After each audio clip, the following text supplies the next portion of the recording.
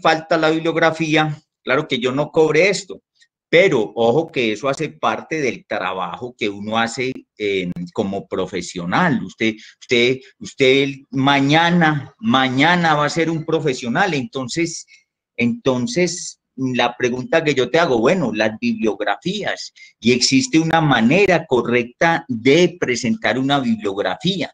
En este trabajo, algunos no incluyeron la bibliografía y otros la presentaron de una manera incompleta. Entonces, ese es un punto allí. Bueno, entonces, primer asunto, la bibliografía. Segundo, las fechas. Es muy importante en estos trabajos, en un grupo, uno de ustedes lo hacía, reportar 2 fechas, tal como ustedes hacen allí en un informe de laboratorio. Entonces, ustedes en un informe de laboratorio, ustedes reportan 2 fechas. ¿Cuáles son esas fechas? 1, la fecha del trabajo experimental. Esa es una. Y luego, la fecha del informe o reporte. Bueno. En Colombia, y esto es un regaño para todo el mundo, en Colombia nadie sabe colocar una fecha correctamente. Nadie sabe colocar una fecha correctamente. Entonces dicen tal, y aquí eso pasa aquí entre todos estos correos que manejan en la universidad. Entonces dicen, no, que tal evento, tal conferencia o tal capacitación o tal yo no sé pronunciar eso, webinar, bueno, yo no sé pronunciar eso. Que septiembre 14. Entonces, nadie sabe ese septiembre 14 si eso es un día lunes, un día mitad de semana, etcétera. Bueno, entonces lo primero para una fecha es, ¿qué fecha es hoy? Hoy es jueves 3 de septiembre del 2020. Entonces eso es un lío, porque, no, que septiembre tal, ¿cuál septiembre tal? Eso hay que poner el día de la semana, porque la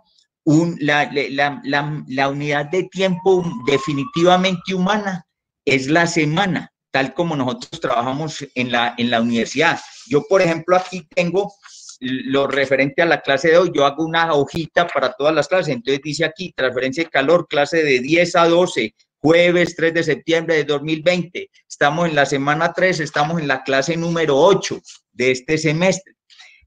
¿Sí me explico? Entonces, ojo con eso. Bueno, y ya paso a hacer algunos comentarios. Mira, por allí dentro de las traducciones que ustedes hacen, hay unos equipos que se llaman coil heaters. Esos coil heaters, entonces usted se ayuda ahí en la traducción y todos ustedes colocaron calentadores de bobina. La palabra coil sí es bobina, pero en ingeniería eléctrica. Para nosotros, estos dispositivos son estos que tenemos aquí, que les estoy mostrando. Esto es un coil heater. Entonces estamos hablando de un serpentín.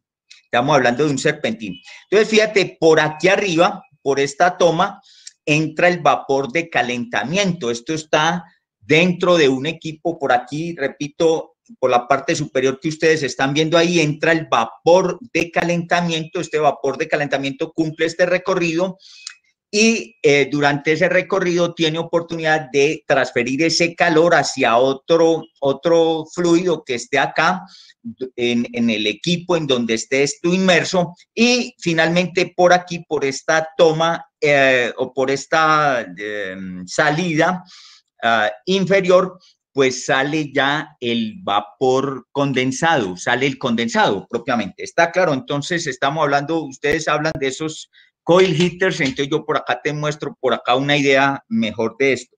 Bueno, por allí en la parte de los molinos, ese es un tema que ustedes vieron por allá en sus cursos anteriores, hablan de unos attrition mills,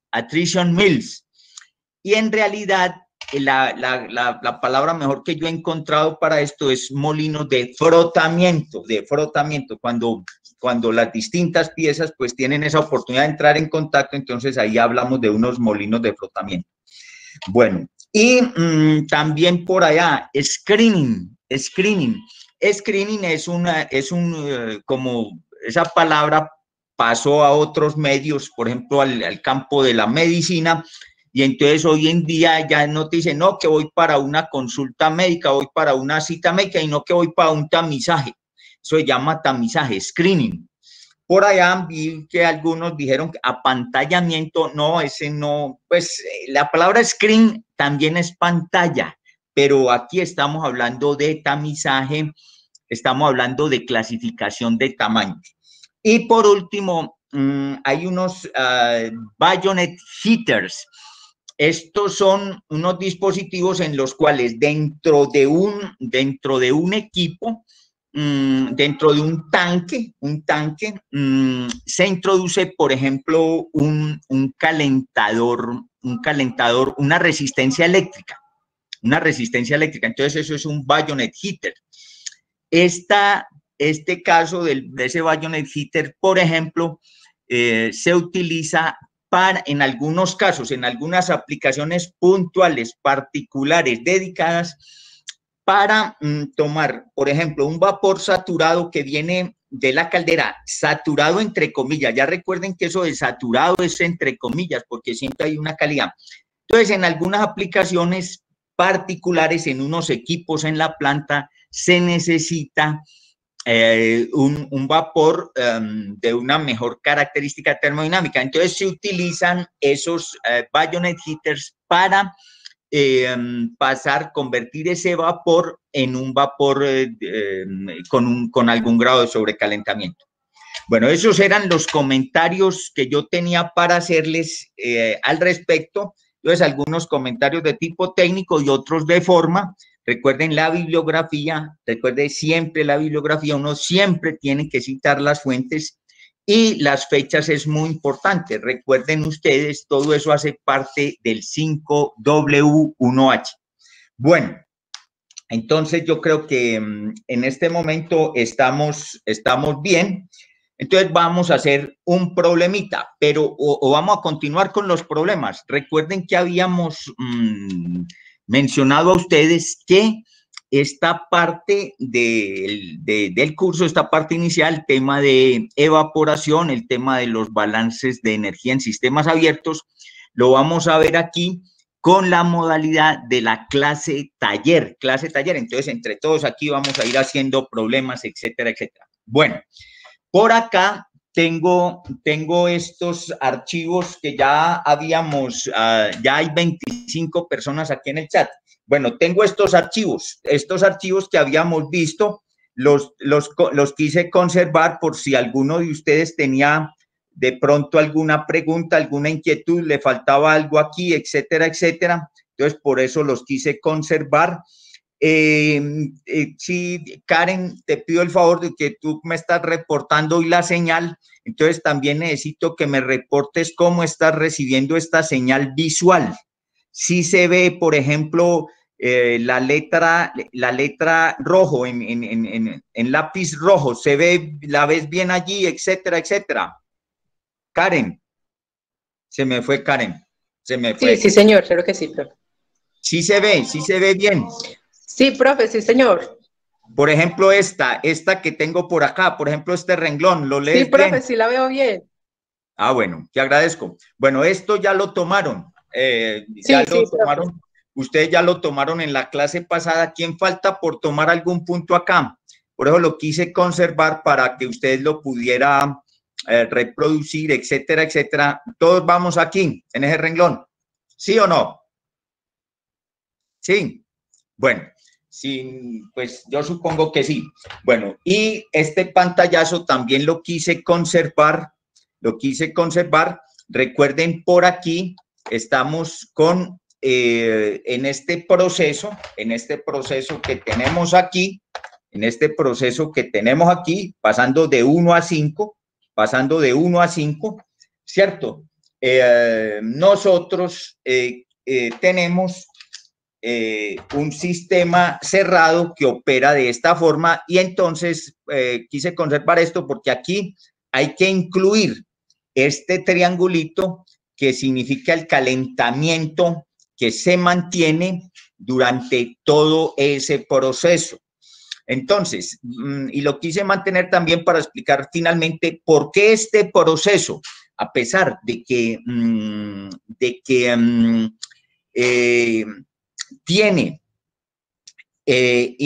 implícito un cambio en el volumen del sistema, este proceso es a presión constante. Entonces, fíjate que aquí en esta representación nosotros tenemos la tapa de este cilindro, tenemos unas pesas y obviamente por acá, ¿qué tenemos? Tenemos la presión atmosférica local.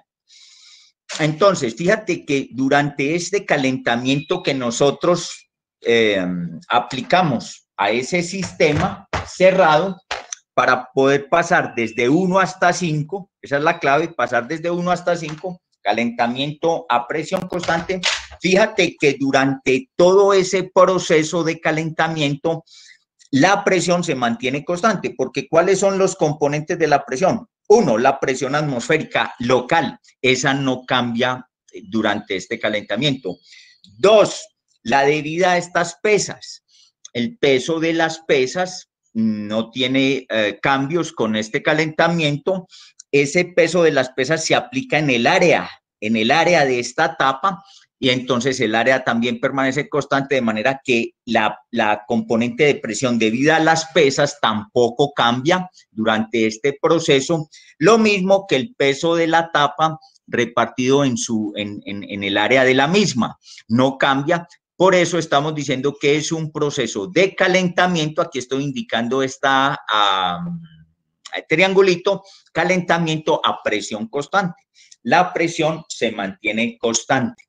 Bueno, muy bien. Entonces, ya con eso cerramos la parte técnica que veíamos al final de la clase pasada, etcétera, etcétera. Bueno, pero fíjate que estamos hablando de la presión. Entonces, ya recuperamos por allí unas variables muy importantes. Y entonces vamos a hablar de la presión, tema clave para poder detallar unas operaciones de evaporación. Entonces tenemos aquí, vuelvo a pintar el mismo diagrama. Este diagrama es el diagrama de cambios de fase para el agua. Entonces yo lo estoy pintando un poco exageradamente aquí, lo estoy pintando un poco exageradamente ahí. Bueno, entonces, ¿por qué es importante la presión? La consideración de la presión en este punto de avance que nosotros tenemos en el tema de evaporación. ¿Por qué razón? Porque entonces nosotros tenemos aquí en un sistema, este es esta sustancia pura, después ya hablaremos de lo que pasa con las soluciones, ya a continuación. Entonces, tenemos nosotros esta situación. Dígame. Diga. ¿Se cayó? No, nada, profe. Un poquito y ya nomás. No se ha caído mucho. No, ¿cómo así que un poquito? Oye, ¿cómo así que un poquito? ¿Qué significa eso? No, profe, se fue un poquito la señal, pero volvió. ¿Se interrumpió? ¿Se interrumpió? No, profe, pero mucho. Tranquilo, profe, tranquilo. Ay, ay. Bueno, mira, entonces tenemos este diagrama y tenemos un sistema que está a esa presión, está operando a esa presión. Entonces, ¿qué significa esa presión?